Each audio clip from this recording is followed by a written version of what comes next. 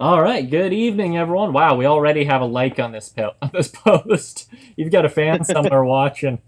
Okay, cool. Cool. Welcome, everyone. We've got another live stream, our self isolation series here, and tonight we're very happy to have Winston Tham. How's it going? Hey, how you guys doing? Great to see. Can't really see you guys, but thanks for having me here, Chris. Yeah, for sure, for sure. We Yeah, didn't see you not too unrecently, at least. You're working with us a little over the winter. We're very happy to have you in the shop helping out. It's a good time. yeah, You're back to your full time gig now, and we'll just have to see you on the yeah, water, I guess.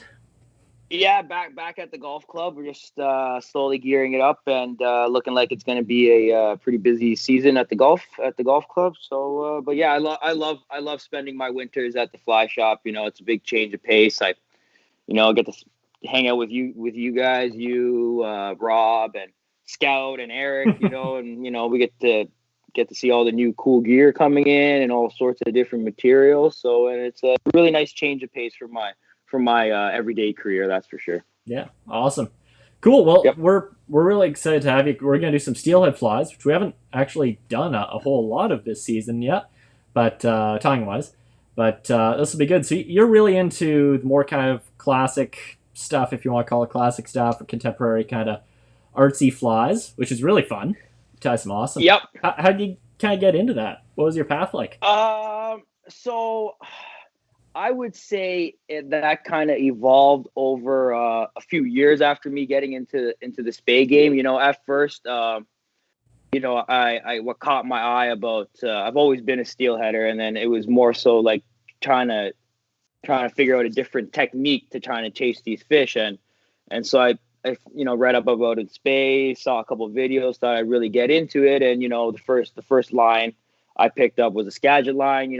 Super easy to cast, very forgiving. Great for a beginner to try to get into it and to see if you like it or not, right?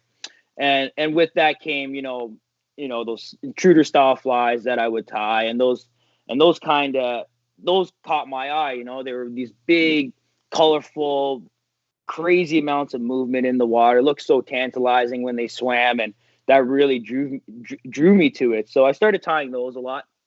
And then I have a good buddy named Pete Pedos, and he had this one fly which I'm actually going to tie tonight, which is called the JP. It is the Justice of Peace, and it was tied on an intruder shank, not intruder shank, but back then we used to just tie them on like 1.5 AJs or CS10 ones or 1/0 partridges, and just fire line and a trailer hook, and cut the shank after you were done tying.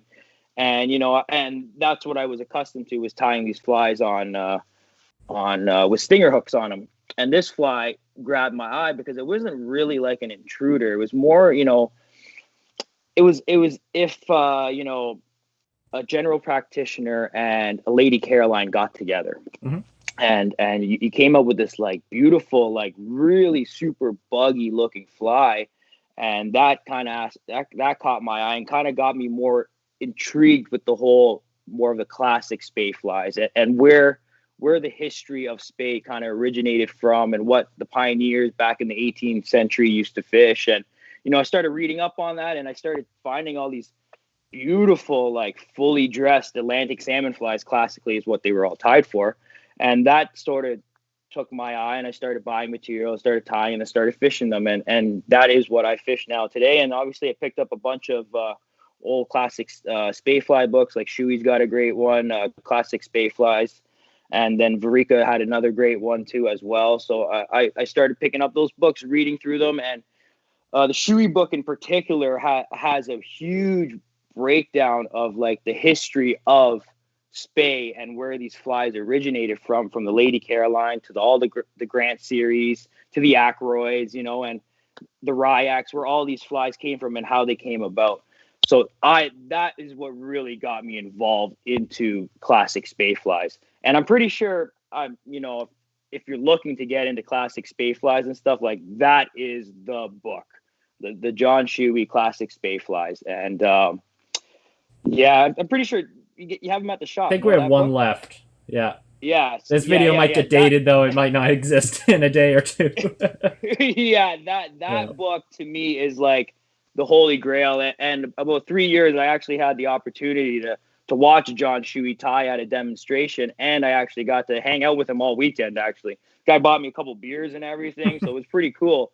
And I got to pick his brain, and that was like a really almost like I felt like a kid, meeting like his tying idol essentially, right? So yeah, that's how I got into all the spay flies and the classic ones and stuff. So yeah. Very neat. I love to hear that. That's sort of a like a transition, throughout sort of all the different stages, if you want to call it that. Not that there's anything wrong with fishing Skagit heads and intruders and all that great stuff, but it's cool that you've sort of, gone through different parts of the sport and tried things out and found what you liked. I like that. It's good.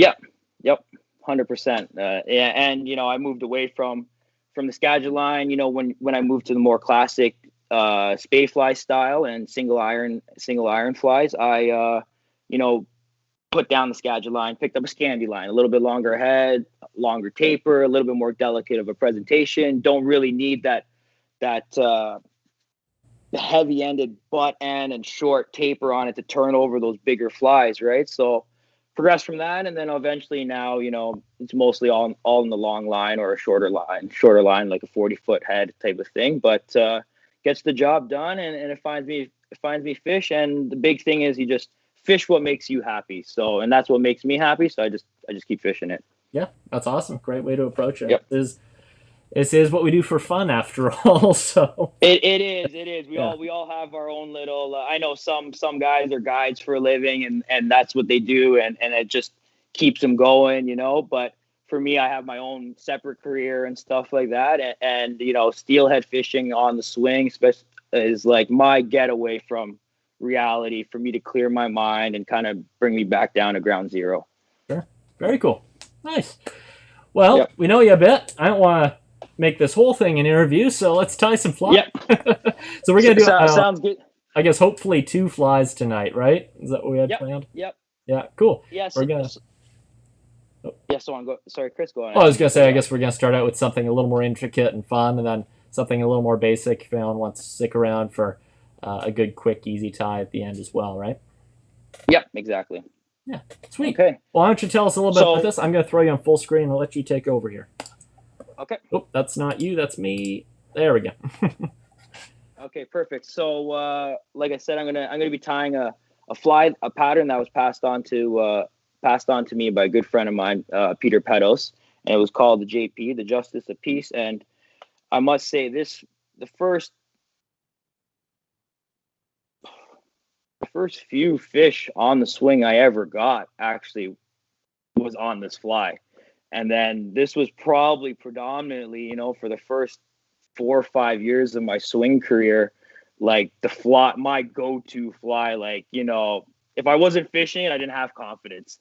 And so I decided to keep tying it, and it's been a big producer for me. It's caught me fish all across the Great Lakes system, Lake Huron tribs, Georgian Bay tribs, Lake Ontario tribs, Lake Erie tribs, and then obviously out on the West Coast and Skeena country. Unfortunately, this fly has not found me any fish in the Olympic Peninsula, but it has found me quite a bit of fish out in Skeena country. So, and traditionally, when we first started tying this fly, it was always tied, like I had said earlier, on a AJ 1.5 or a CS10 partridge size 1 or 1/0, and we used to just tie it with fire line and an owner trailer or a Gamugatsu trailer hook, octopus hook, and we just cut the hook off of the single irons and fish it like that. But obviously, as everything progresses, new materials come out and stuff. So I now tie it on a OPST Intruder shank 45 mil, and I use, instead of fire line, I use Senyo's trailer wire 6 or larger, and I'm a big fan of pinching the barbs down. If you go fish anywhere on the Grand System, it's single barbless. You go anywhere out on the West Coast into British Columbia, it's all single barbless. So I just got in that habit of always pinching down my barb. Also, I like pinch barbs because if you're getting into it and you're not that great at casting, if you take a fly in the back of your head or back of your arm, it's not going to hurt as much pulling it out when it's barbless. And you can probably continue fishing for the day. Yep. Especially if you're by yourself. It's a great point. Yeah, so I Oh, just it's a good point on the barbless thing. Sorry. yeah, so when I tie it on a shank, I don't like fishing this fly dry line. I just find the shank doesn't do any justice to actually get the fly down. And if you're fishing a little bit more of faster water that's got a little bit of chop, your fly will tend to skitter across the top, which is not really an effective tactic to be fishing. So if I wanted to fish this fly dry line, and I've tied it numerous times on a single iron, so 1.5, a size 2 McNeese works great, and I think I put that all in the recipe I sent over to you too. So yeah, so now we'll get started. Right now I have my OPST shank, I have my Senyo trailer wire. I've tied it in. I already have this tied in to kind of get the process going. I like to tie the strands of my trailer wire on the sides of my shank. I don't like to tie it on the top or the bottom. I find if I tie it on the sides of the shank, it gives me a little bit more of a body profile, which I really enjoy. Yep. I'm also not a big fan of having a serious back loop hanging off where my trailer hook sits really far back there. I've bear witness too many times fish, taking the trailer wire, and next thing you know, it's like pretty far down there, and especially if you don't have a pinch barb on that trailer, you can do some serious damage to those fish. So another good reason why you should fish barbless.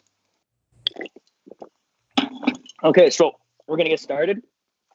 So I like to take a little bit of pearl crystal flash right here, and I only pull one strand out.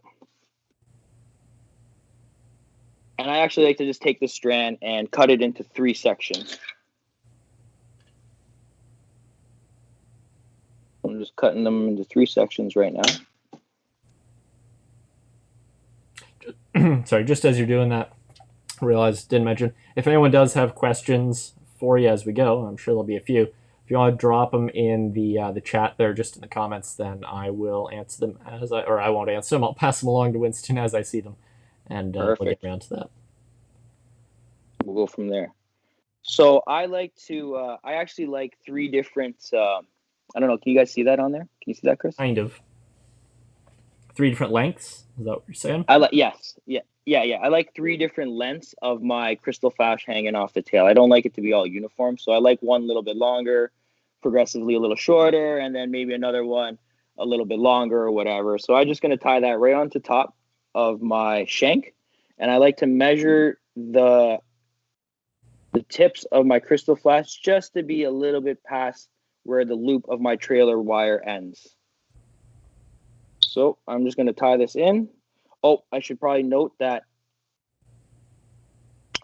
tying on these shanks, I like to start this fly about a quarter away up from the back end of the shank where it's tied into my vise. So the reason I like to do that is because this allows me at the tail end when I'm tying in my tails to pull the fibers back. It gives me a little bit of leeway and room to work with instead of everything being right away from the jaws of your vise.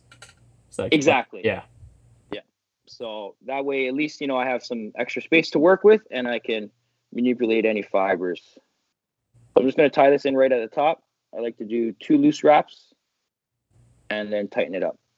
Yeah. And then I just grab my tag ends, make sure everything's sitting right on top, and then just tighten her down with another 2 good wraps. Oh, that's 3. Okay, like so. And I'm going to take my... There we go. Cut off my tag ends. I'm going to take my orange bucktail. I'm going to cut a little decent lump off of it.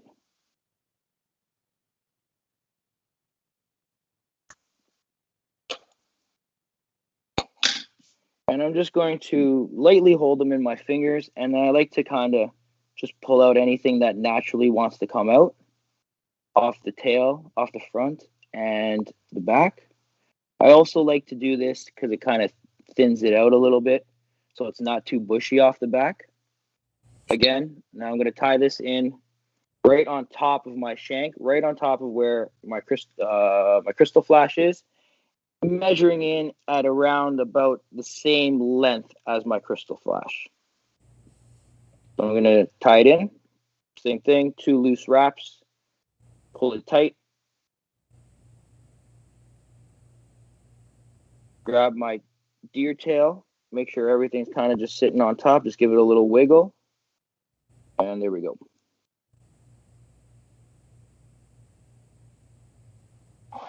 I'm not sure if we covered it off the top. So Ricardo was just asking which shank that was, which I posted. It's 45 millimeter OPST steelhead shank. At least that's what you told me you were tying on. Yep, did you mention right which thread you're running there as well? I have a veevus 8/0 white. So I like tying with white because I find that it kind of reflects any sort of body color you're having. It doesn't, if you're tying with a dark thread, it's not so bad. If you're like on a black dubbing or a black floss, it doesn't really matter with black thread. But if you're, tying with a black thread on, say, an orange body or a orange floss body, when that fly gets wet, that under color of that thread kind of starts to come through. And some guys would actually think that's it adds a nice little hue to the body, but for me, I personally just prefer sticking with white. And if I want to paint, I always just paint my heads, whether it's red, black, orange, so on and so on. Okay, cool. So we got that in. Great. So now, so that's 2 parts of the tail. Now I'm going to take my golden pheasant, which I think is probably one of the most versatile spay birds that you can actually use. There's so many uses of these feathers on this bird, so many patterns of flies when it comes to classic steelhead flies that call for this bird, and it's just fantastic. So I'm selecting my feathers right now off the breast area higher up. So I am kind of looking for these nice, long, flowy hackles. So let me just pull one out.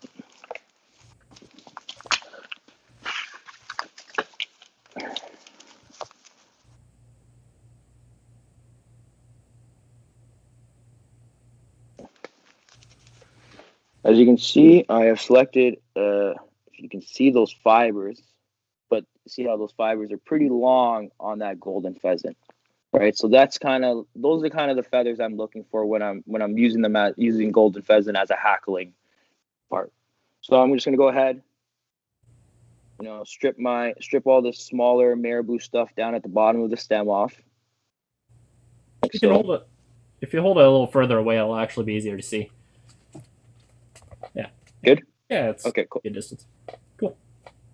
Okay. Nice thin hackle or thin stem on those too. Yep.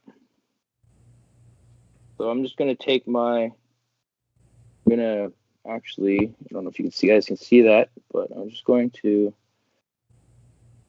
get my tip ready to tie in. So I would be tying it in on this tip of the feather right here, and all these other hackles, these fibers that I'm pulling back, that is going to be what I'm actually hackling. So there's 2 sides of the feather. You have the underside, which is a little bit dull and shiny, and then you actually have the top side of your feather. It's got a nice little shine to it. And I am going to tie it with that dull, shiny side down, right on the top of my bucktail.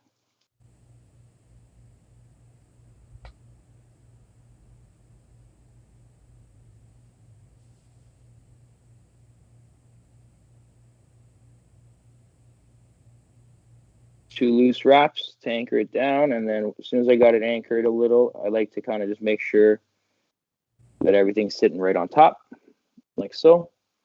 And then I'll tie it in a little bit more, a couple more wraps. Tie that tip in a little bit further up, and bring it back to where I'm going to start palmering my hackle.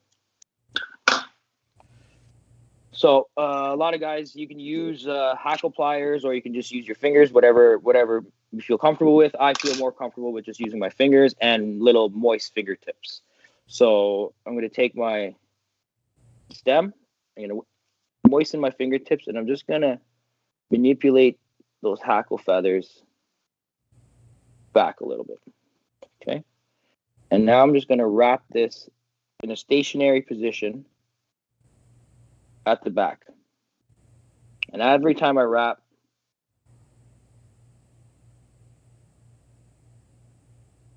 I'm going to pull my fibers back. Like so.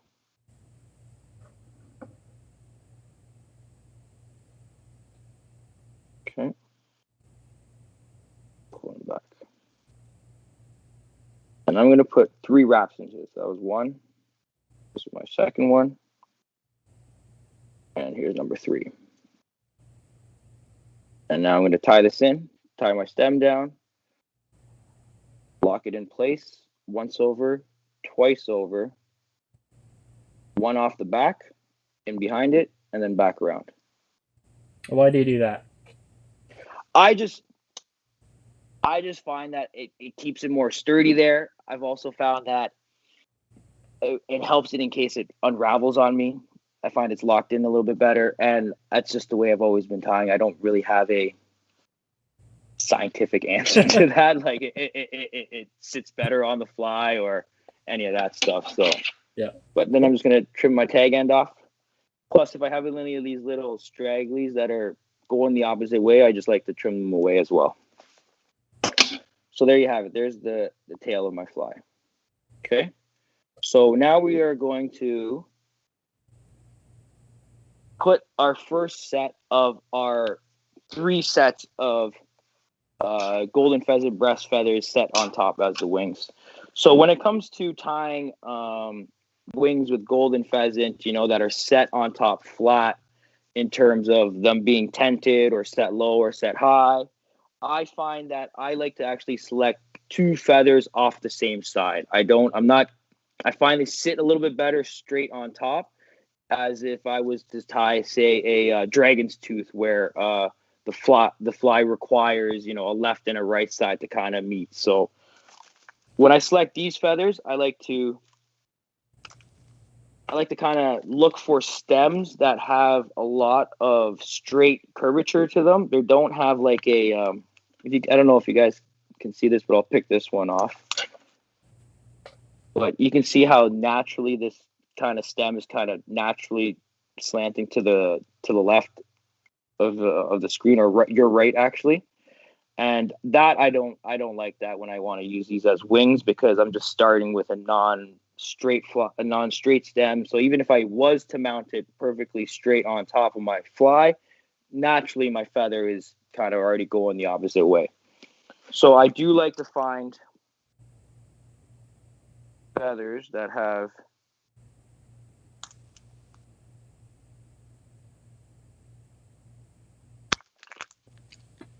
nice straight stems to them. Okay. So again, I'm just going to prune all the marabou fluff and essentially that I'm not going to use. I like to strip them down like this and then measure kind of how big I need my roof to be.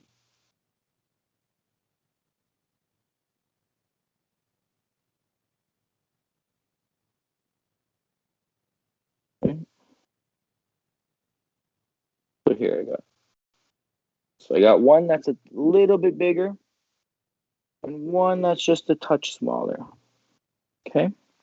So I like to put my smaller one on the bottom and my bigger one on top. I'm going to lay them. I'm going to tie them I'm going to tie them in 2 at a time. Some tyers like to tie them one at a time. I prefer tying these in 2 at a time. If you're tying with mallards, same thing. Some tyers like to do the left side first, then the right side. But D-wing, same thing. Actually, D-wing is probably one of the only wings that I do actually like tying in 1 at a time, and I reverse my thread on it. But this one I like to tie them in 2 at a time, and I kind of just like to stack them right on top of each other, the smaller feather on the bottom, the bigger one on top, and kind of just work them together like that. Okay. And I'm going to set this as best as I can right on top of the fly, with the stem going straight down the shank, keeping everything very parallel to the top of my shank. Again, I'm going to 2 loose wraps, tighten it up. Third one comes over, grab my stems, try to see if everything is sitting on top nicely. I like to give my stems a little pull and pull the feathers through. Try and help them make them sit straight. I think that looks pretty good. Yeah. I don't know. I can't see the other side of my fly. Okay. Cool. Yeah. I'm happy with that. I'm not a pro tire, so, sometimes all the, these are fishing flies. They're not going in a display case, right? So. Yeah. Funny, I think every tire has been on here, probably myself included, even has sandbagged themselves just a little. Yeah, that's one thing. It's just wings can be so frustrating sometimes, right? Feel you there. And don't get me wrong, I've gone through sets and sets and sets and sets of wings until I finally get them. And it comes a point where they're off a millimeter, 2 millimeters, the fish ain't gonna notice. Is your fly gonna swim properly? More than likely, it's still gonna swim thing. Now, if you're 5 centimeters over and everything's kind of like that, okay, then there's a little bit different stories. But a millimeter, 2 millimeters, you're not killing anybody, right? So, okay, so there, my first, so that is my first set of my roof set right on top. Cool. And it's in place. Okay. Now we're going to start slowly building up our body and progressively the rest of this fly. So I'm going to take I have some rooster neck purple. And this is going in as the back third body hackle. So I like to select, if I'm tying a feather wing, I like to kind of select from more down here on my cape. But now that I'm actually using it as a hackle, I like to come up to the top part here where the fibers are a little bit longer, especially, for a spay fly, you tend to like those longer flowy hackles. So I'm going to select off the top here. Anything in particular you're looking for besides the length? I want to make sure, hold on, let me just pull this out. I want to make sure all my fibers are intact. They're all kind of uniform. There's a good flow to them. There's not missing chunks within the hackle. So when I do go to wrap, say I do get to that part of that hackle that I'm not wrapping and there's no actual fibers of the hackle flowing with it. That's typically what I look for the most when I select any sort of hackling fibers, to tell you the honest truth. So I'm going to go ahead, strip down, the bottom third of this. Oh, sorry. Yeah, that's all right. Just a little high there. Yeah. So I just stripped down the bottom third. Okay, like so. And like any hackling feather, unless I'm tying in from the butt, but when I'm hackling feathers in from the tip, I always tie with the bottom end of the feather, which would be this side, down. Yeah. So you just want basically, easy way to remember, the feather curving down with the hook. Exactly. Yep. Yeah, that's much easier actually to remember, Chris. So same thing, creating my tip that I'm going to attach my feather to my hook, to my shank actually.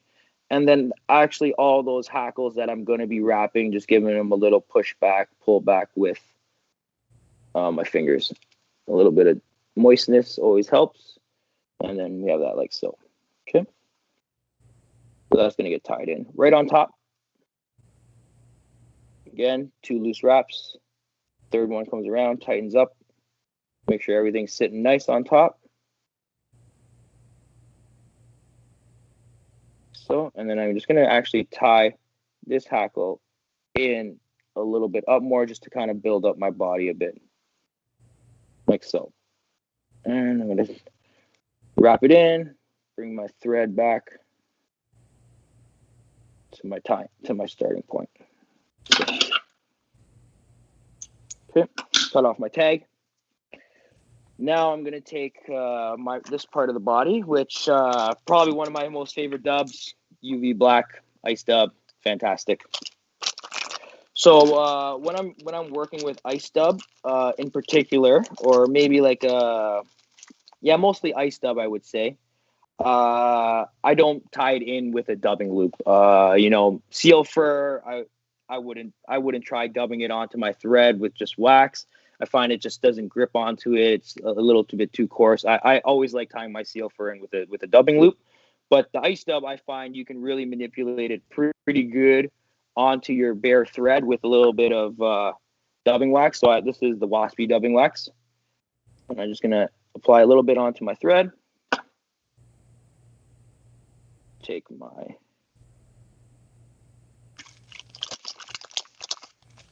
ice dub, little thing, and then just slowly work it on. So you're not looking to dub it super tight by the looks of it. Yeah, no. So I'm gonna really work this in now. Oh, yeah. I'm spinning it on. I don't know if this is correct or unorthodox, but this is the way I've always done it. So, and it's worked for me. No, that's nice. Great. So there we go. So that's on there. And mind you, this is probably more than I need right now because, again, this is a very short part of the body, which is only going to take probably about 5 turns, 6 turns of the actual ice dub. But I will just take off the rest that I don't use, and then use it again when I continue the body. So I got that on there pretty good. And as I wrap, pull my fibers back of my neck hackle backs, bring it around. I like to keep tightening it up as I turn. Mm-hmm. Like so. Okay. And then try to make sure if my body's a little uneven here, even it out with my dub. You know, if I find that the back here is a little far thicker than the front, I would just, throw an extra 2 stationary wraps in, just to try to make it all even. So, and that was probably about 6, 7 turns there. I wasn't counting, but sure. Sounds about right. Okay. Yeah. So there. And then I have a little bit extra I'm going to reserve when I continue my body. So I tied that up maybe in about I'd say about a third up from my last tying point to where I'm probably going to finish, which is right here. I'm just going to throw a couple wraps in, tie that off. Now I'm going to wrap my neck hackle, and I'm going to do the same thing. Little damp fingers, manipulate my fibers back, and then wrap this forward like so. Same thing every time I make a turn. I pull my fibers back, and this is going to take about 3 turns. 2, and this is my 3rd one. And when I finish this hackle off, I like to tie it off in the bottom of my fly. So right here, like so. Okay, same thing. Usually, what I do with these hackles: 2 in the front, 1 in the back.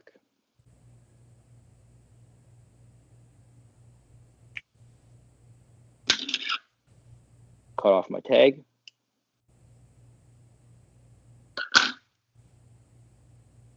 And then same thing. I'm going to throw in 2 more wraps, but before I throw those wraps in, I'm just going to use my fingers and kind of push my fibers down and back.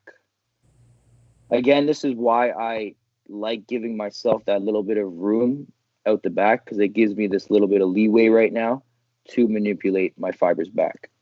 And then throw in a couple wraps there, like so. A little monotonous thread hanging here. Trim that off.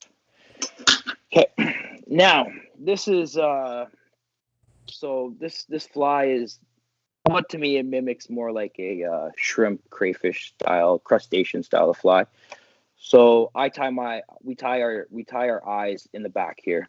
So originally this was always tied with natural jungle cock.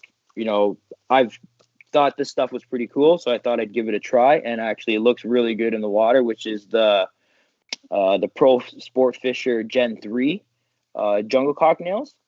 One thing I have noticed about these is that there are definitely some pros and there are some cons when it comes to using these things. A few pros is they're super durable. You can probably keep fishing them. Your eyes will never split. You won't have to worry about that. They're always matching. One, you pick from down here, it's gonna look the same up here, right? You go on a jungle cock cape. You really gotta try and match them up the best.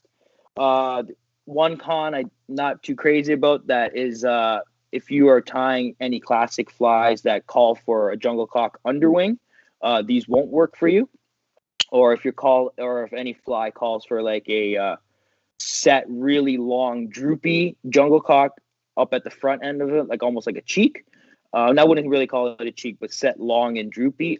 These might not work for you as well. But if you're using them for just cheeks or little small nails, or in this application, they work perfect. If you're tying a golden demon, a silver ant, these nails are going to be great for that application. Not in this size. This is size medium, but probably in a smaller and extra small for those other flies. Yeah, I've come to really like those things. We do have a couple questions. Ricardo was curious. He hasn't tried those OPST shanks before, and he's curious how heavy that shank is, and I wonder if he'd be able to turn it over on like a longer mid-belly line. And it's lighter than a cut shank, usually. 100% lighter than a cut shank. One thing I was actually quite surprised when I was fishing this fly not too long ago on these OPST shank is actually how light the fly was. And how easy it was to turn it over. It took no effort. It was actually lighter than like a Mahoney if I had it tied on a 3/0, or if I had, an Ackroyd tied on a size 2 McNeese. Like, it was significantly lighter and really easy to pick up out of the water. Yeah, no, I'd agree with that. And I mean, light flies, I really like light flies when I can get away with it. They just move better, right? Instead of bogging down with all that weight. Yeah, exactly. We had another question. Sorry. Just before we do that, we do have one other question from Brian. He was wondering if you would ever perhaps use like a purple schlappen instead of the cock hackle for that step. I've tried it like that. I've actually found it to be too long, and it didn't really give it that that shrimp look off the back. Is more of that frailed out look like that. I find it wasn't. It didn't give that effect on it. Yeah, and when I did tie it the first time with schlappen, I didn't strip one side, so it was just way too heavy. And then when I did strip one side of the fly down, it still was a little too long, and it didn't give it that effect that I liked. You could maybe try tying it in really high up on the tip, so you don't get those longer fibers down at the back end of the stem. But I just find that the neck hackle has worked the best for me. So the neck hackle, or you could probably use like a rump, like a ringnet pheasant rump, and it will probably just serve a pretty good purpose as well too. But I just find the actual look of the shrimpy style fly. I just find the neck hackle gave me that best profile and that look. Yeah, it's nice. I think people sometimes don't consider like the schlappen is, and some other hackles too, but especially schlappen is just so heavy. Like it creates too opaque a look sometimes, and sometimes limits the movement of itself. But then can also, like, if it veils other materials, it'll actually kind of damper the movement that you get off the other materials on your flies too, I find. Oh. Like, yeah, I mean, if you imagine you have like another hackle, like you have that, the breast hackle there from the golden. Like if you have schlappen veiling, it kind of gets lost, right? Yeah, and it defeats the purpose almost of the tail too, right? So, yeah, totally. Not that you couldn't, but something to consider. Anyway, carry on.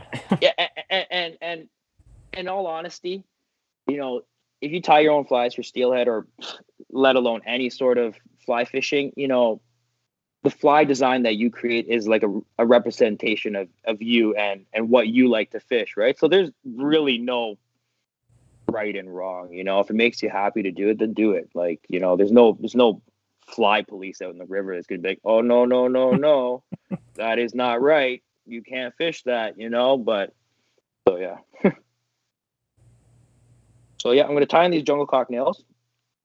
You just cut them off that. I just cut them off right at the tip. Yeah. You can see. You know, I try to cut them as much as they will allow me to. Okay. And I kind of like to tie these in, sagging down a little bit right here.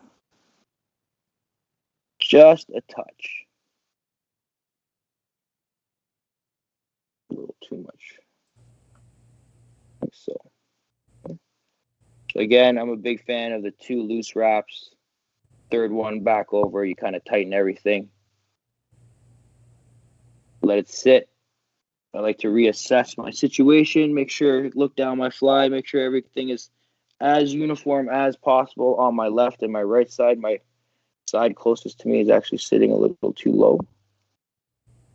So I'm just going to bring it up a touch. And there we go. But as you can see, the Gen 3 Pro Fisher jungle cocknails, they just kind of pop out, and they're always They're so easy to tie with too. Like actual jungle cock, it can kind of twist and get funky even if you find a good nail sometimes. Those things, because the base is so wide, they're in there as soon as you tie them in. Yeah, and actually that is one of the first things I noticed too. The first time I went to go tie it in, I was like, wow, first shot, like perfect. Yeah. And I wasn't like, oh, it's not rolling on me, or like, I'm like, oh, my nails aren't sitting properly right now. So, but yeah, so that's tied in there. I'm just going to tie this all the way up, lock it in there, and then bring my thread back down. Okay. Now we are going to put in the second set of our 3 sets of wings set on top. Again, I'm selecting my breast feathers, looking for nice straight stems on my feathers, so I'm not starting with a bad feather right out the gate. Makes my life a little bit easier. Then again, sometimes setting wings just gives everybody problems. So there's a decent one. Here's another one. Okay. Again, just stripping down my feathers. Just one. Strip one, leave one a little bit longer than the other.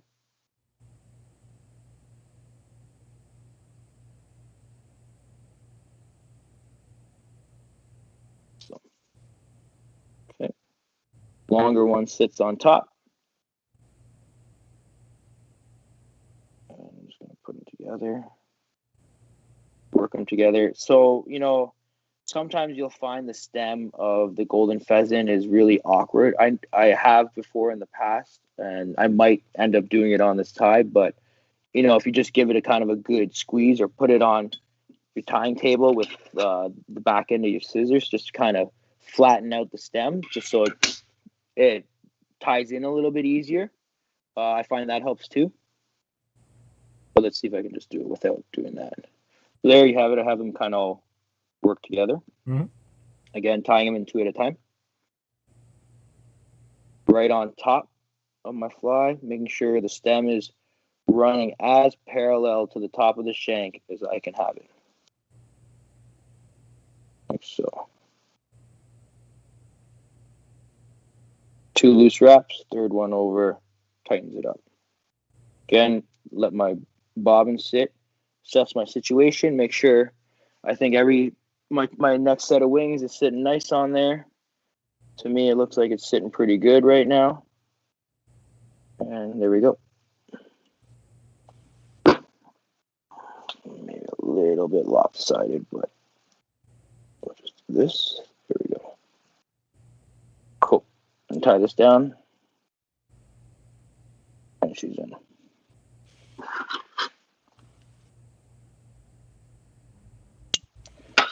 So that back end of that fly is kind of like the general practitioner part of this fly. The general practitioner, essentially, it's called a GP, which actually, from what I read, they came up with that name because it was tied with all golden pheasant.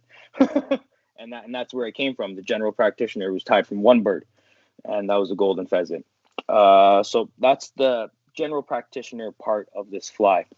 I would say the 2/3 of the front body is where, the Lady Hareline style of body comes in with the flat, medium flat tinsel, small oval as a counter, and like the Chinese heron hackled up as the body hackle, and then tied in. Obviously, there's no mallard wings on this, but that's kind of where that aspect came from in this fly.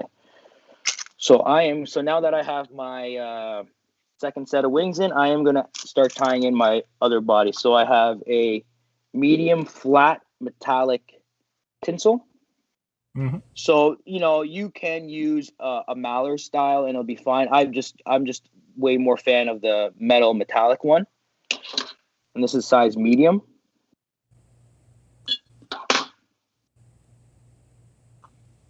And I like to tie this in flat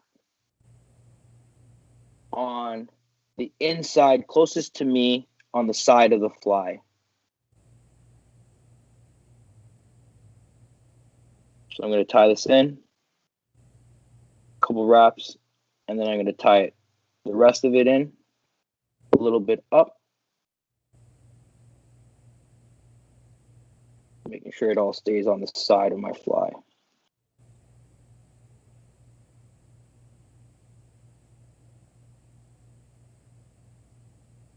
There we go.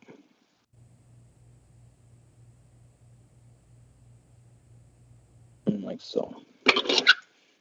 Cut off my tag.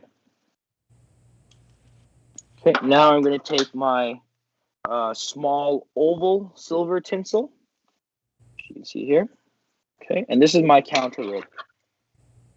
So I like to counter any sort of long, flowy hackles. That is predominantly my main part of my body on my fly.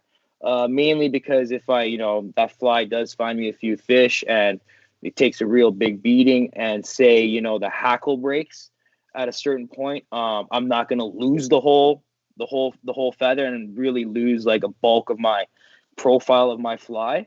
I'm going to, I might be missing like the first little one of the turns on it, but the rest of it is still intact. And I like to tie in my counter on the opposite side of where I tied in my rib, which would have been my medium flat tinsel.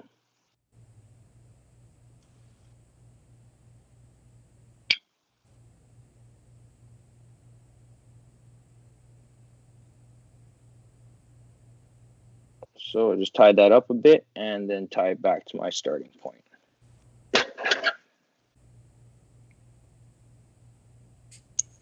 Okay. So now I'm going to tie in my main body hackle, which I just have some black heron. Like so. Yep. I have the Canadian tube fly one. You can use any heron. I think Gas Bay is another company. I think we have it at the shop there. But yeah, same thing.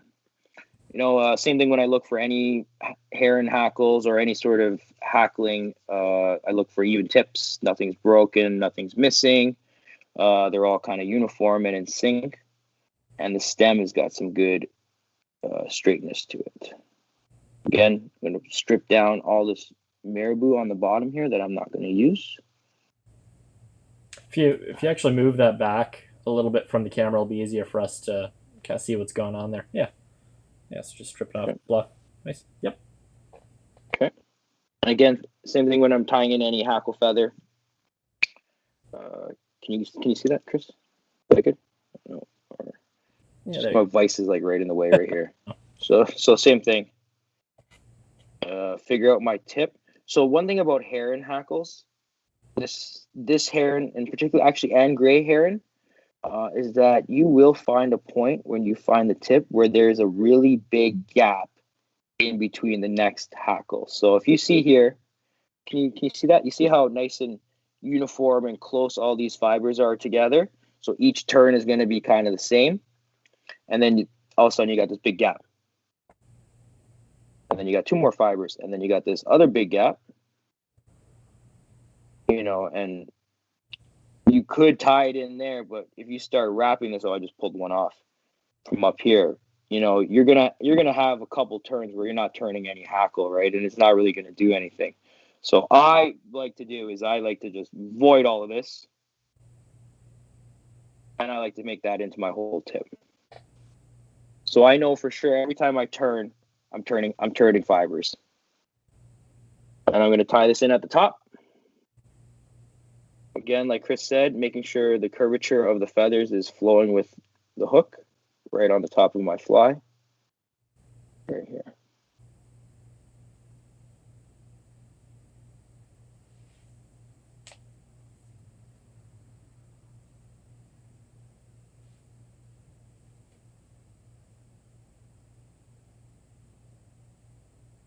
So. Okay. Now I'm going to rest of my body. That black UV dub that we didn't use is going to come in handy right now. So I'm going to get a little bit more black UV, just kind of work this together. So, okay. And usually I need to do this part of the body in 2 steps. I don't like trying to put all this dubbing onto one really long piece, so I like to break it down in half. So I will do this in 2 steps. Again, some dubbing wax. So some of my black UV ice dub. A little bit of wet fingers to work it on there. And she's getting worked on there. Perfect.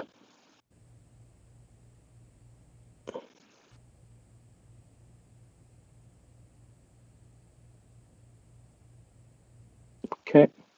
Again, when I'm wrapping this, so bring everything tight together. Like I said earlier when I was wrapping the body, so you can see my threads here. I'm going to take it back so I can cover this little part right here and then bring it back forward. When I do that, I do need to take into account that this is going to be a little bit thicker, and then these parts will need either a lot tighter of a wrap or one on top of the other. So again, as I turn, there we go. Okay, and bring it forward.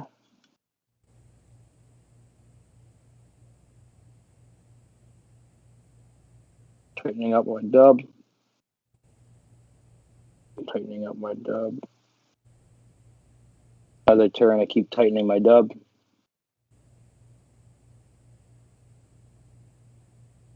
Like so.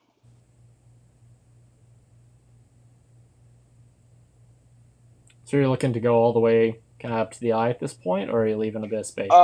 So I'm going to take this body up to probably, I'd say almost my finishing point, because there is another set of wings I got to throw there, a collar and a throat.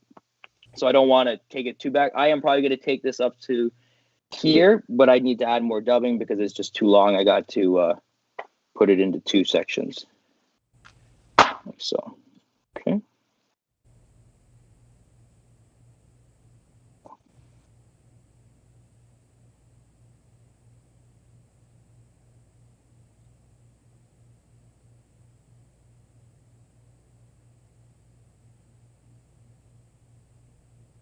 Like so.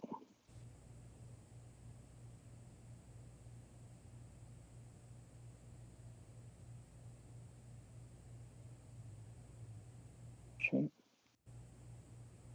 And then she goes. Yeah.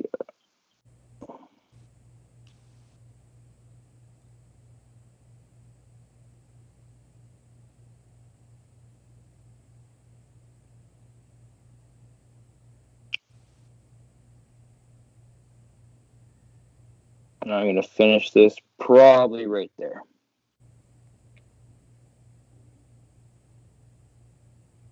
Okay. Tie in my dubbing good few wraps right at the end there. And then like so. Okay. So now I am going to take my medium flat tinsel that I had in there. And I'm going to wrap it. I'm going to bring it around. Now, I like to put 3 to 4 ribs in this. And I like to give them a little bit of good, decent spacing in between them.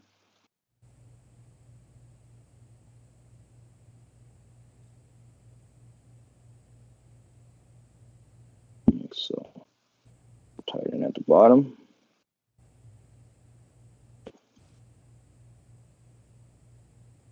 So.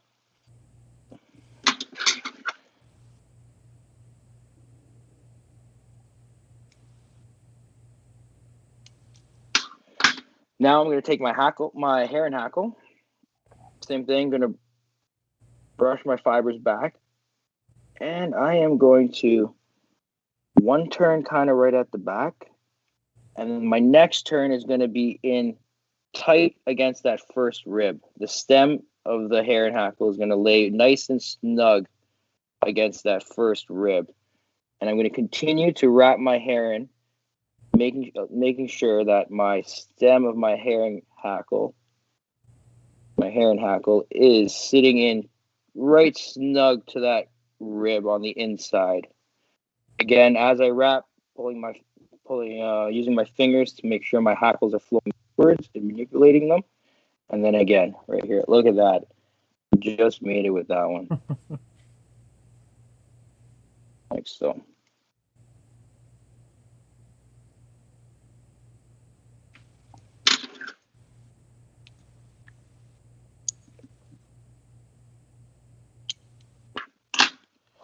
Okay, now I'm gonna tie in my counter. So one thing about my counter, I like to throw in a couple of extra wraps in at the head because I use a rotary vise.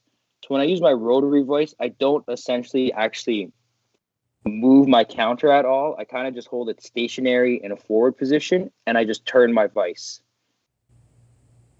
And I kind of just let it counter itself in there. If I can just get it out of here properly. There we go. Okay. So the reason I put in the extra wraps in at the head is because as I turn my vise the opposite way of the way my thread is going, it unravels at the front. So if you don't throw those extra wraps in there and you start going to counter it, you're going to unravel your thread and then your whole fly is going to fall apart, which is not exactly what you want. You could throw in a whip finish if you want to be safe, just so you stationary that tying point. It's not going to move on you. You're not going to unwrap it, but I like to just hold with my strong hand, my right hand. I like to hold my thread, and with my left hand, I like to just kind of turn my vise like so, the opposite way, and let it pretty much self-wrap itself. But as I do that, I always have my dubbing pick handy. And as I turn, so I turn like pretty much half increments at a time. I'll switch hands, and then I'll just kind of move any fibers that are in the way of my counter. Switch back over. Again, another half turn. Move the fibers. Again, half turn, or a quarter turn, sorry, that was. Taking your time as you come through this. So, another one, again. Nice thing about heron as opposed to like a flap and hackle is just that there aren't that many barbs to steer your tinsel around, right? Exactly. Pretty sparse. Right, and there we go. I'm on my last counter pretty much. And am I going to hit that one? I am. Yep. I'm going to need to move that hackle out of the way. And there we go. And then I tie this in on the bottom of my fly, like so.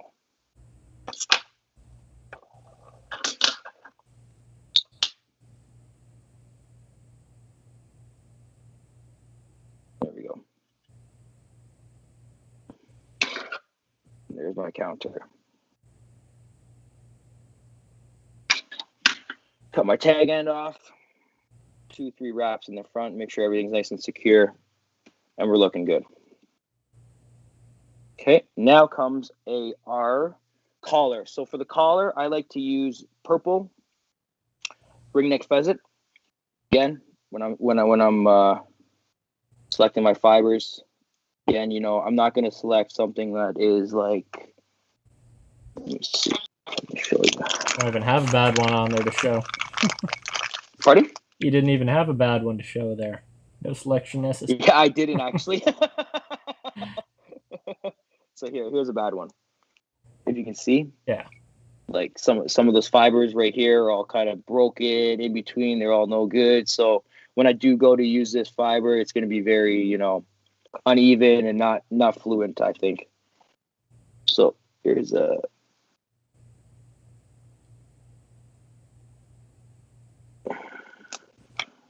nice decent hackle. Again, when I palmer with these hackles, or I'm using any of these, I strip down. Got a little bit there. Strip down off all this marabou that I'm not going to be using. So.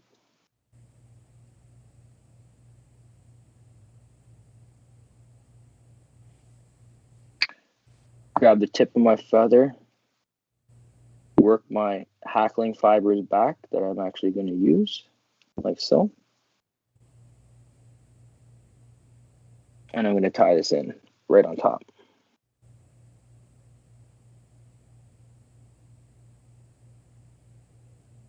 Two loose wraps. Third one comes around, tightens it up.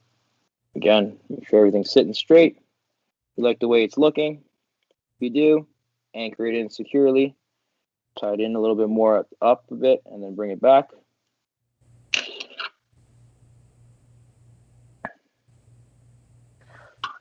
And then I'm going to start hackling this. Same thing with the rest of my hackles.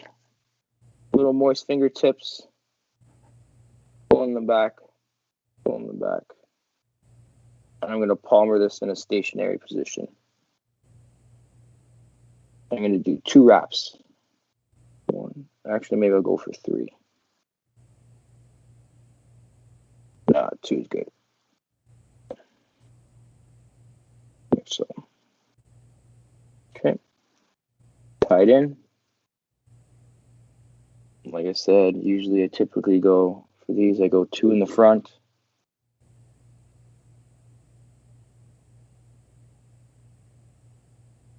In the front, 1 in the back. I'll go 2 in the back, actually, like so.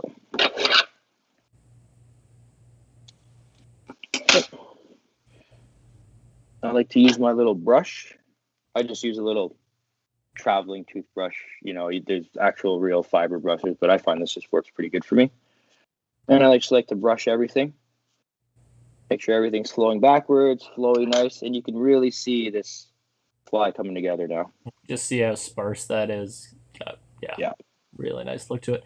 Brian was wondering if you have any tips for managing thick heron stems when tying them off. I feel like if you're getting to that thick a stem, you're probably just wrapping a little further than you should. But your thoughts? Exactly. Yeah, that would be my point too. Is that if you are getting to the thicker end of the stem, you are tying it way too much in. You haven't pruned enough off the bottom. You know, gray heron might be a little bit different. I find when you do get down to the bottom end of the stem, the fibers start to get really dense together, and it really will bush out your fly. You know, I would just avoid, you know, tying it in so far, right? And then, like I said, just prune down a little bit more, you know, if you want to tie in that whole feather, right? Yeah. So reality is with heron is that you don't get like a super long workable section, right? So yeah, the whole body, and you know, stretch. I'm using a large here, and the reason why, and also another reason why I start the fly where I do start it is because if I was to start it further back and it comes to this heron part of my body, I just don't have a feather that will cover it. It will wrap the whole part of that body. And if I did, the fibers would probably be like, you know, really long and just really misproportioned, as you can see on this large heron, how long those fibers are and how far back they sit from the tail end of my fly. I'm not too crazy about having these really long fibers hanging off the back. I have in the past I liked it, but as I started reading more about tying and more about the proportions of the fly, you know, I like that. I like to keep everything pretty proportioned. Yep. You know, I won't tie a large heron feather onto a size 3 AJ because it's just the hook's like this, Ridiculous. and then your feathers are like this. It's just, it doesn't look right, right? It might look right to the fish, but to me it doesn't look right, and I don't like fishing it. So, yeah. And it doesn't make me happy. So good. One thing I might add to that is if you're having issues with that, and like if you're pommering a more traditional kind of, you know, spay fly, whatever it may be, like a heron series fly or whatever, you know, you don't necessarily need to go the whole body, right? If you're especially if you're tying a bigger hook, like just, you know, position your hackle when you're tying it in so you only need to wrap for the like the front 3 ribs instead of all 5, you know, and it's gonna veil the whole body easy. Oh yeah, exactly. You know, the lady Hareline is like that, right? With the gray hair, and you don't start hackling until what? I think the 3rd rib of that fly, correct? Right? I think so. And yeah, and then like Chris just said at this point, you know, even with all those fibers, you will still cover that whole body. So now I have my collar in, and now I'm gonna put my throat in. So the throat is a teal flank, just natural teal flank.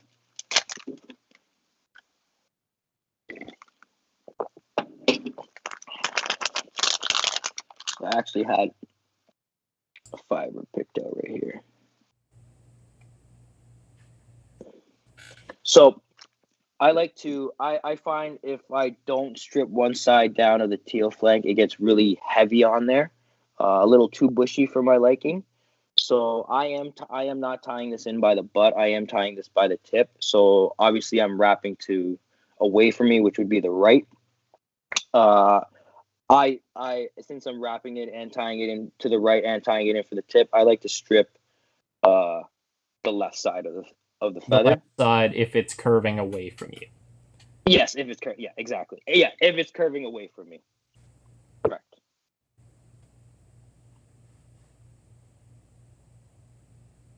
So I just went ahead and stripped the side down. I'm going to strip down. Again, if you do that a little further back, we'll be able to see it better. Yeah, it's kind of all hands when you're close. Maybe I'll strip another one. Yeah, I got another decent one right here. So can you? Yeah, like back. See that? Is easier to see. Yeah. Okay, perfect. Right. So again, if the fibers are going away from me, I'm stripping down the left side.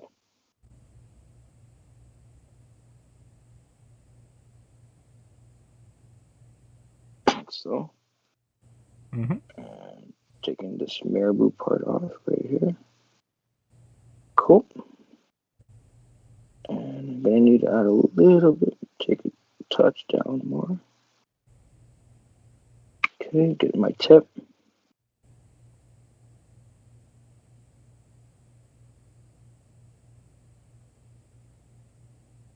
Like so.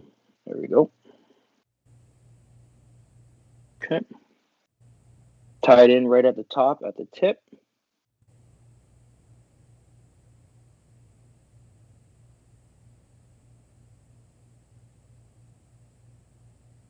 Two loose wraps. Third one comes around, tightens it up. Make sure everything's sitting nice. I'm going to tie this in up a little bit, and then bring it back to where I finished off. So, tuck my tag in. And now I'm only going to do 2 turns with this. Because I got 1. And here's my 2nd turn. I'm actually going to brush these out a little bit. They're kind of sticking.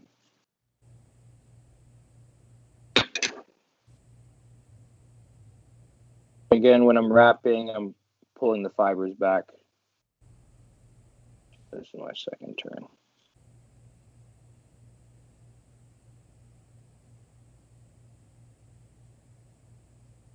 Like so.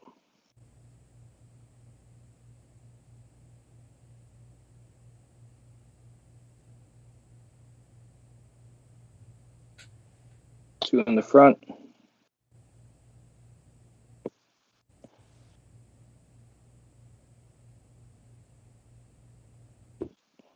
Two in the back. Cut my tag off.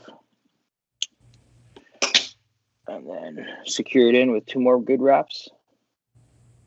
And there we go. Okay. Take my brush. I'm going to brush everything.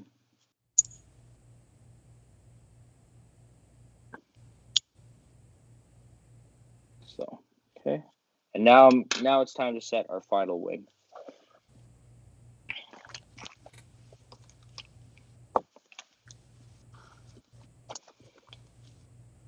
So again, kind of just looking for the straighter. Yeah, again, yeah, just looking for those straighter feathers.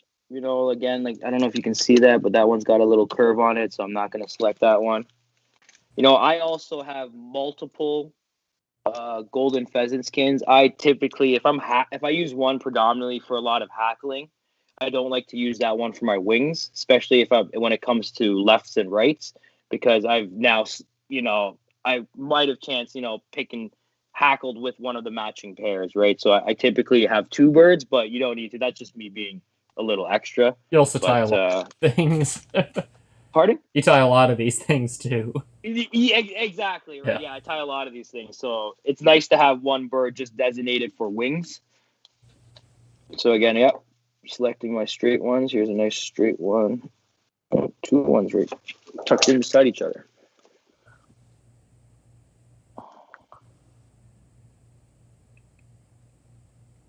So again, when I'm pulling these down, you know, I'm keeping one a little bit longer than the other. So there's my shorter one. This one's going to be a longer one. So, and usually when I come to my final wing off the head of my fly, I kind of like to, I find I always have my wings here a little bit longer than the rest of my body, just because I find this gap is the biggest, just to kind of make up that difference. So like so.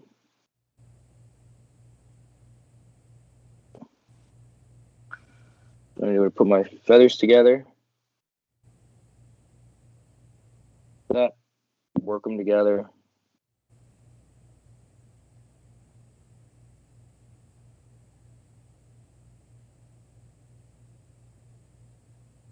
And there we go.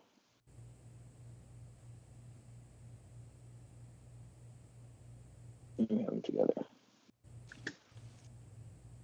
Right on top, so the stem is running parallel with the shank of my hook and completely down the middle. So, 2 loose wraps. You can see this one's kind of getting away from me already. Oh no, it's pretty good. Good one there. Do a little pull forward. So, and that's sitting pretty on top, pretty good. Slant it a little bit towards. Nope, that looks pretty. Oh, geez. I looked at it and it moved. You know. At least it didn't move too bad, and I also didn't have it anchored in very well. There you go. Does that look pretty good? That looks pretty good. I'd say so. All right. Okay, and then that's our last wing. Now I'm gonna really tie this in. A couple good tight wraps. Cut my stems off. Like so. I'm gonna throw 2 whip finishes into it. So.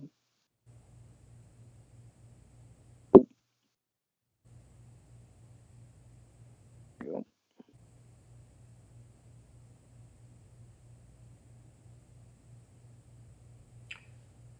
I had a question.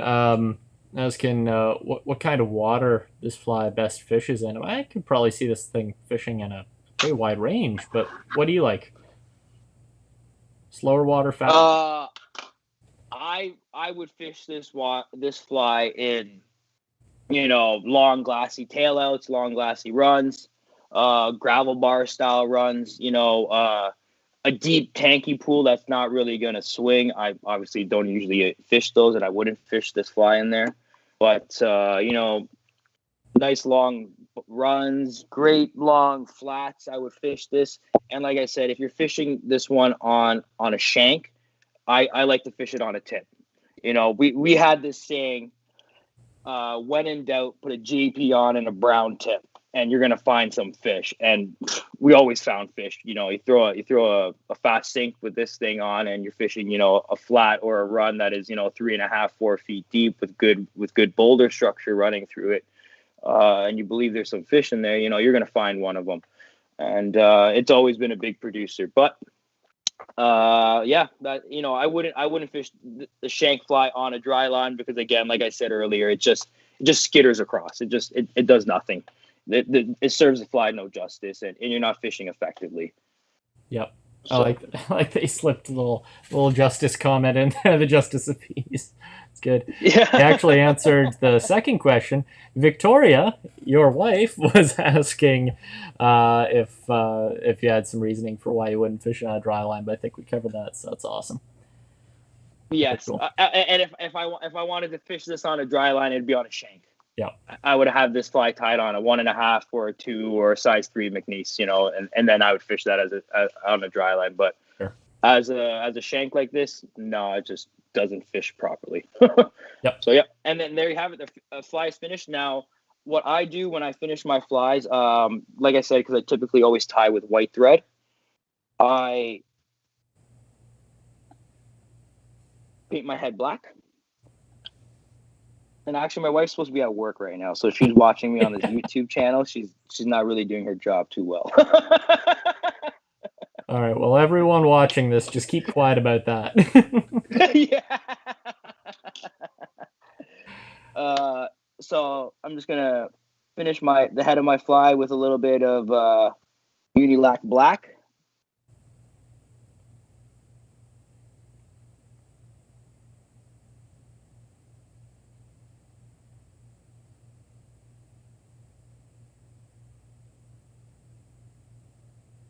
Come on.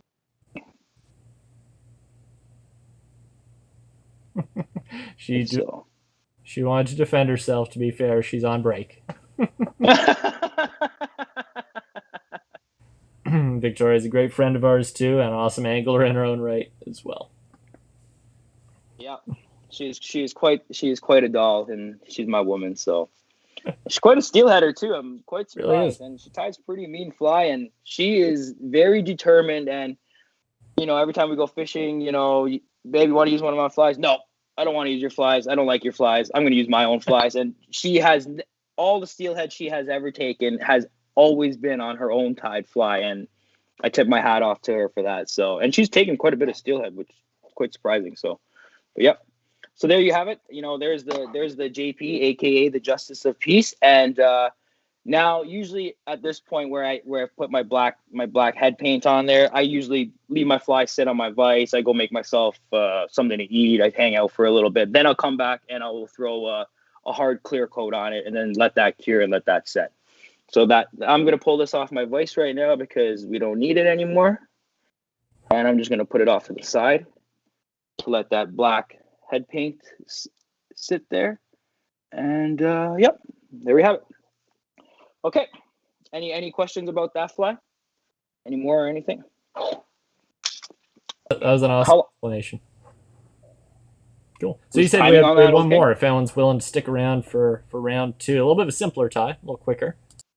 Yeah. So if you're going to put it a little bit closer to the picture right there, but there is the Justice of Peace, and like I said, this fly catches fish and it just hunts, and it's a confidence fly. And there's something about, I find, with the color combo of orange, purple, black, and blue, and red, when you have them in the water together, the way they just blend in together is unbelievable. And there is always that saying, it looks like a bruise, it's going to catch fish, right? And guess what? This fly looks like a bruise. So, okay, there's that one. Now we're going to tie definitely a quicker fly. And I know Aldo last week had flies on the fly. riverside tying and stuff that was a lot easier to put together. Now this fly is something you can definitely tie on the river if if seems to be very productive. So I'm going to tie a Steelhead Caddis, and I personally like fishing this fly with just on either a tapered fluorocarbon leader with 2 feet of 10 or 12 pound fluoro tippet, and just fish it like that. I know a lot of the guys I know too like actually hitching the fly, so it's consistently always waking across the water, and they like to fish that on a mono tapered followed by another 2 feet of 10 to 12 pound mono. I like I said, I like just fishing it without the hitch in it, and sometimes during the swing, depending on where in the run I am, so if I'm in the head and there's a lot of chop, the fly will come up and skitter across, go back down, come up, skitter across. Now with this fly, I don't mind that. It actually, I find it actually adds a little element to the fly, because I guess it's supposed to be like almost like a caddis emerging, coming up in the water column, and it kind of goes up, comes back down, comes up. But essentially, you are with this fly, you are only fishing. You are in that 2 inches below the surface of the water, and most of the time, if it's an aggressive fish, you will see the fish boil on it, and you will just see this little, and then you'll feel the pull, and it's on. Obviously, if you're fishing it hitched, it's more of a visual thing, and you'll see the fish come up and sip it. But early season on the Grand, in October when the weather permits it and the water temperatures are right, like fantastic fly. September, late August, early October, and the Skeena tribs, like all day long dry line with this fly or any classic iron fly, and it's just phenomenal. Yeah. So I'm going to tie this on a Camson B180 size 6.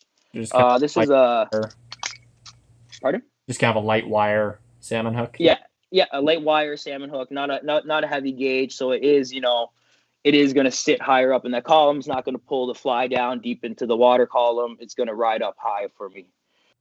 So I'm just going to attach this to my vise. Again, like I said, Aldo had that little quick one last time, and this one would be definitely a fly you would be able to tie bankside. Okay, so I'm going to tie this with 8/0 dark brown thread. I'm just going to go and tie my thread on.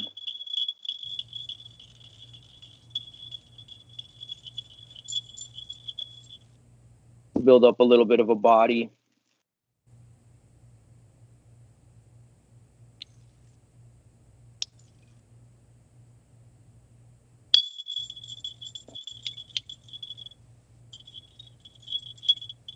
And like so. Okay, so I like to start this fly kind of right where on the shank of the hook, right where the tip meets, right in line with the tip. So as you can see, I'm pretty much right there. Okay, hopefully, it's just my thread sitting there. That tip's not going to catch my thread and nick it off or something like that. Knowing my luck, it's probably going to happen. So I'm going to take I'm going to build my body now, which is I like to use orange seal fur, but there's no reason why you can't use any of this like caddis life cycle dubbing. The orange would be a great color as well. But I've always tied it with orange seal fur, so I'm going to tie it with orange seal fur.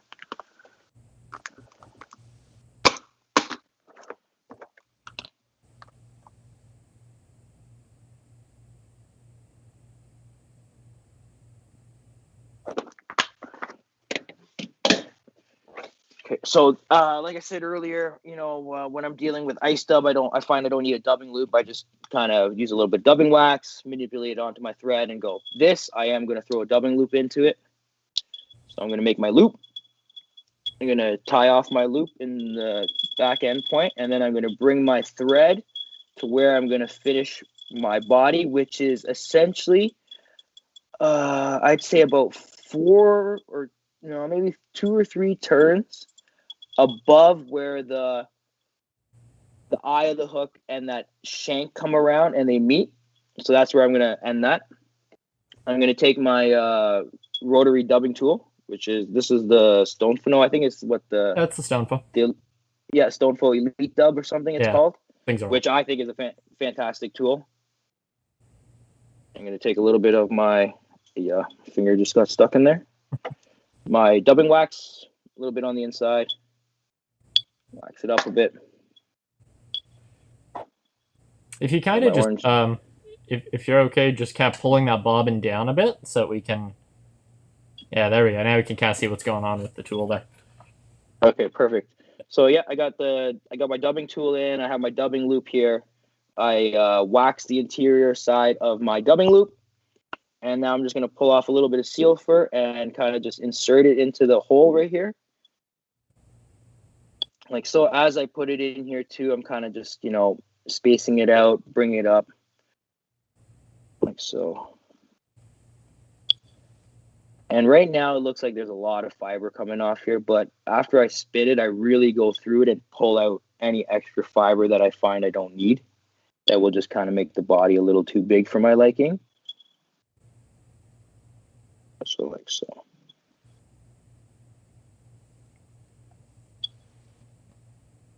Okay.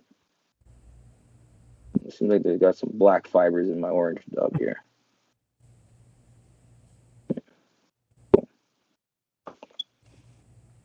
Give it a good spin. So if you can, I don't know if people can see kind of how that tool works, but that's one of the coolest dubbing tools we've ever seen. So the head is kind of like on it's on a bearing, so it spins freely. Like you can see it's twisting up there, and those arms. Yep. Well, I guess people will see in a sec how that works, but. Yep. So as you can see, I spun it all up, got all my dubbing nice and tight. So now I'm going to go through it, kind of push it up a little bit, and then I'm just going to pick out any of these loose fibers that I don't think I need. And I will do the same process after I've wrapped my body. So like Chris was saying, it's got this little, I guess you could say, pivot point on it where the arms of the dubbing tool kind of tuck in. So I don't know. I have my dubbing. Can you see this? Yeah, we'll get to see it better toward the end of the process. But yeah, it's okay. It comes down right, so you see Shank. It comes down, and it makes it a lot easier to keep wrapping. So wrapping it like this. Oh, I need to bring this up. There we go. Okay. I'm going to wrap this forward to where my bobbin is.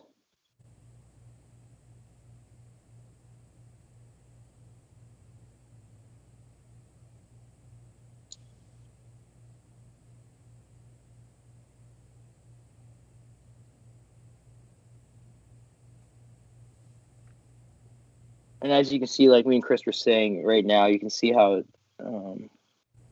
it's kind of pivoted right here. Right? Yeah. Yeah. Yeah. Oh, it spun on me. There we go. Yeah. Okay. Like so. One more, and then tie it off. And there we go.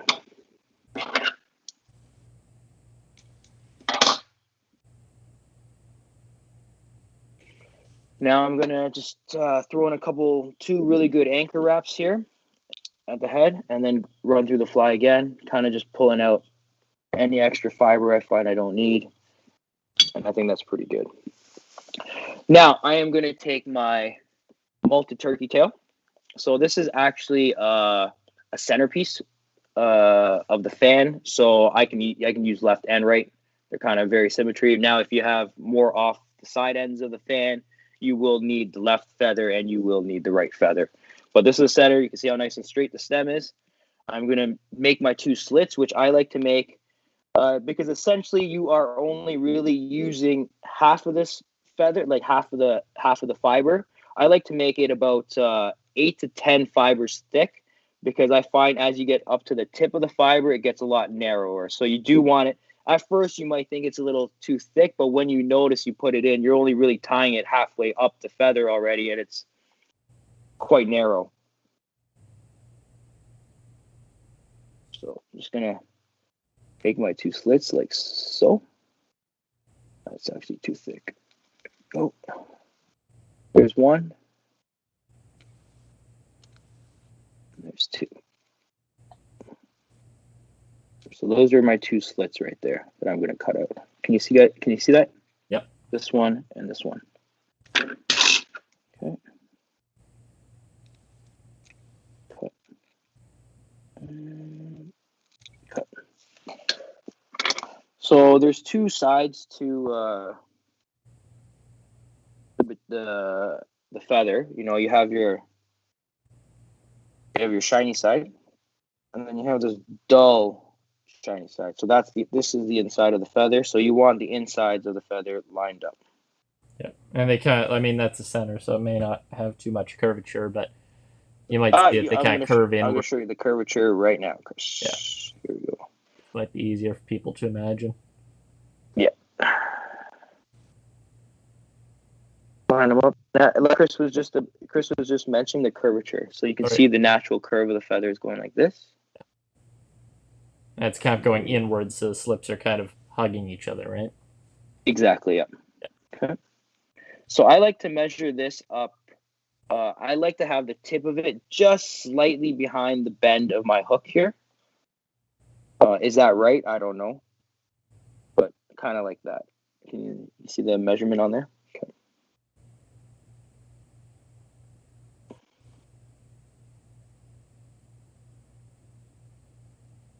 Two loose wraps. Get it in there. Third one comes around, tightens it up. Look on top, make sure everything's sitting straight. You will need to manipulate it a little bit. That looks pretty good to me. So I'm going to tie this down. Tie this in, secure it in, like so. Okay.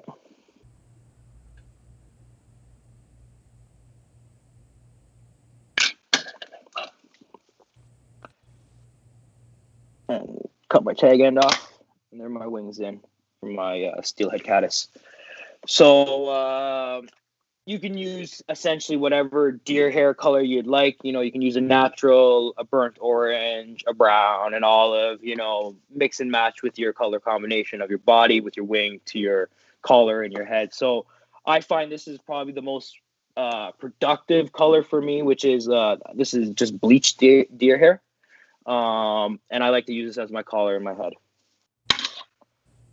So I don't put this in a stacker or anything like that. I just like to do this by hand. So I am going to cut a decent chunk off of this clump of deer hair.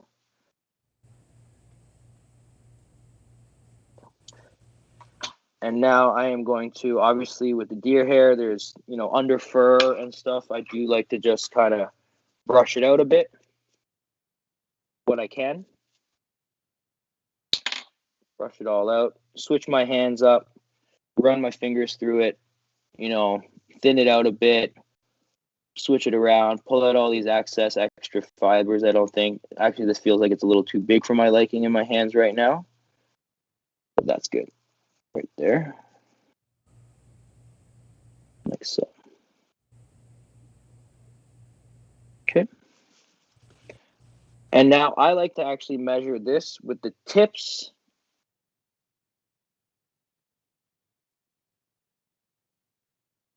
With the tips a little bit shorter than my wing. So about there. I don't know, can you guys see that? Okay. Looks good. And now we spin it like any other deer hair. 2 loose wraps. Pull it down. Just let it go. Oh, come on. Don't break the thread. Don't break the thread. And there we go. Okay. So I like to wrap this in. Before I actually throw my whip finish into it, I like to trim up a little bit. And then I like to kind of push my head back and throw my whip finish in right in tight to the eye of the hook. So I am going to now just really trim this up. I've actually trimmed this up. I've actually trimmed this fly before, got down to the river, fished it, realized I didn't trim it enough, and then continued to trim it like in the middle of like my fishing as I progressed down a run. I was just like, oh, it's just, the head's too big. There's too much collar hair there. Like taking out my scissors and trimming it down. Like actually, I never thought about doing that. And then I was fishing like years and years ago for Atlantic salmon up in the Sioux, and I met this American guy, and the whole time he was fishing, he was fishing these muddlers, and the whole time all he kept doing was, I just see him there like, oh, too much, like constantly trimming down his muddler until he got it to like this perfect size he wanted. And I didn't catch any fish, and I must have saw him catch like 3 or 4 Atlantics. So I was like, okay, you must be doing something right. So I adapted that little thing when I fished this over on the here for steelhead, or kind of anywhere for steelhead. So, but as you can see, I'm trimming it down, making my head, really trimming it down. Now that I got it trimmed down a decent amount, I'm going to throw my whip finish in there so I don't lose everything. So I'm going to get my whip finisher, and I'm going to actually just whip finish this with 2 whip finishes, and I'm just going to tuck it in right underneath the head on top of the eye hook, like so. And that goes, and one more.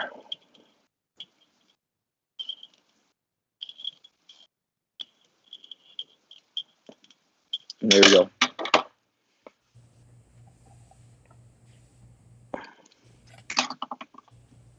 And continue to trim.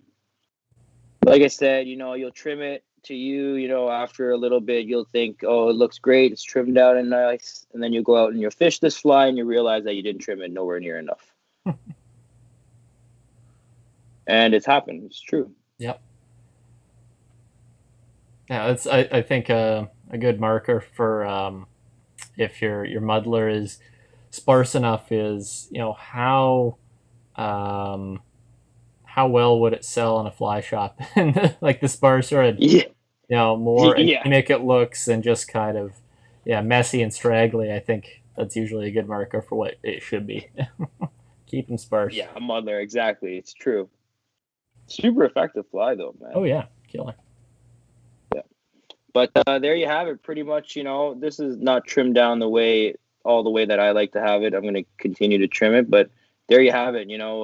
Pretty fast tie. That's probably about 15 minutes, not even there on that one. You could crank that out a lot faster.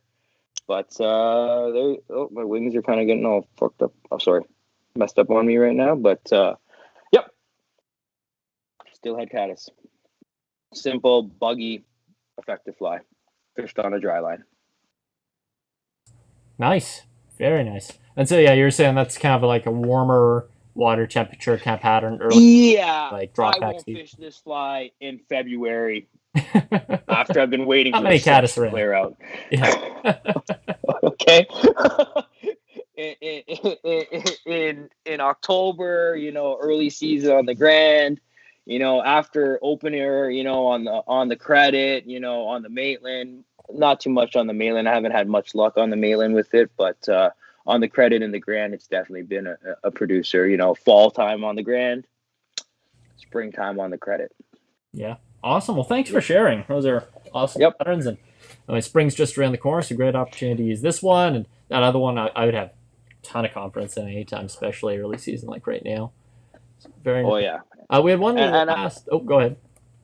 Yeah, and I'm pretty sure everybody's been sitting tight. We got the warm weather coming. I was telling you earlier, I was sitting here and the thunder rumbling outside my house. I pretty much, I live 5 minutes away from the river, and I heard that rumble, and I didn't hear too much of a heavy rain coming down, but I could hear the rain coming down, and it got me all excited because steelhead, spring steelhead season's like literally right around the corner, and then we're going to be into summer, and we're going to be praying for the cold, cooler, and rainy nights. So yeah, cool. We did have. What I wanted to touch on. We did have one last question for EJ. He was asking about your preferred bobbin. I think I saw it was just a Dr. Slick bobbin you had going there, but it is.